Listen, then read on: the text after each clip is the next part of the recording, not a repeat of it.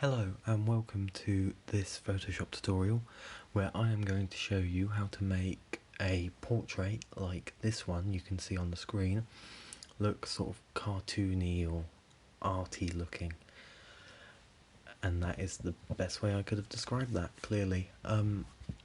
So this image here I got off of Unsplash.com, which is a website where you can get a bunch of free stock images, and I'll link it in the description because the images are free to use and publish in YouTube videos, which obviously is really useful for me. So yeah, I'm going to get started because there's no point in me talking any longer.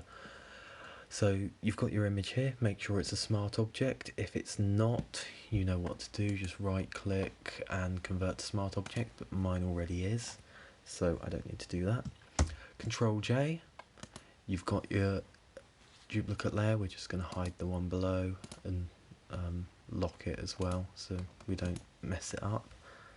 So you've got your layer here and you're going to want to go up to filter and filter gallery, and here under the artistic tab hit cutout, then zoom to fit on screen, and we are going to want to go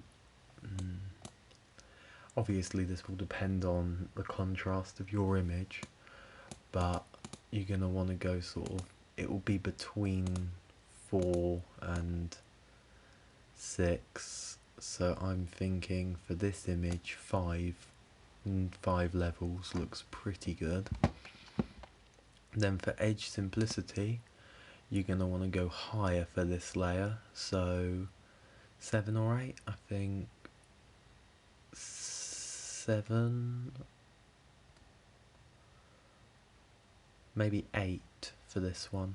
Yeah, let's go 8. And edge fidelity, you're going to want to keep it quite high.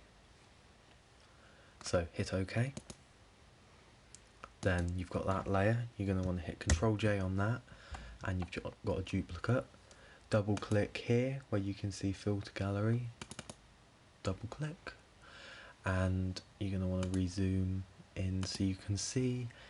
Then you're simply going to want to make it slightly less simple, so I'm actually going to take it down to 6 on that one because I'm lazy, but if you want to do it better you could go 7 then 6, but I'm going to try and keep it to 3 layers here. But the more you want to go into it, obviously go ahead, because the more you do the better it will look. So I've duplicated that layer again, you can see this is copy free, and I'm simply going to double click on that the same way we did before, zoom back to fit on screen, and then I am simply going to go on edge of simplicity, gonna go to 4 and hit OK. Now I think, yeah, let's keep these for now. So you're going to want to create a layer mask on just the top 2 layers there. Then you're going to want to invert it, get a white brush and paint back on where you want more detail, so that'll be around the eyes. This is where you want the most detail, maybe the mouth.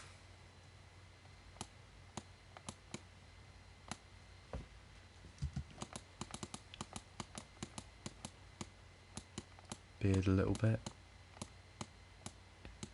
Yep. Hair. I'd say that's looking good for the most detail. Then layer below, we're going to invert that as well, and then we're going to paint back so where we want medium detail, so the ear, the rest of the face, the neck. We want to keep the clothes quite low detail on this, and I would say that is looking quite good. So if you want to go to this top layer again and Control J, and just one last time zoom back to fit on screen, and you just gonna go right down and maybe even increase the number of levels on that one, just one more. And then if you delete this layer mask and make a new one and invert it, then you want to just go on and right where you want the most detail, so the eyes basically, and maybe the lips, you just want to go and add that detail in there. Now, if you're happy with your result you've got from this, then that could be you done. However, I think I want to get rid of some of the grey around the eyes, so I am simply going to use the eyedropper tool there. Oh, I need to unselect the layer mask and go down onto the layer here. That should do. Now I'm just going to create a new empty layer so we're not destroying anything, and I'm simply going to paint, and then we can take away from this as well, but this should, if you want to get a straight line, hold shift and go down like that, and this should make it look a bit more even, but obviously I've gone too far there, so I'll take it back a notch in a minute.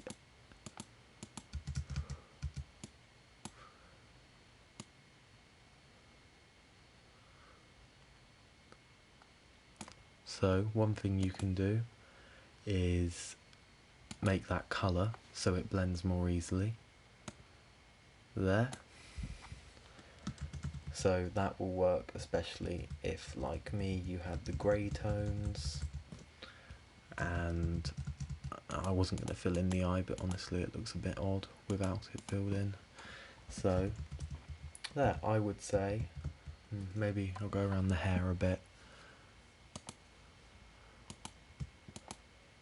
I was about to say I would say that looks done, but there will be a bit of a shadow around the hair that's not grey, so I'd say that looks quite good.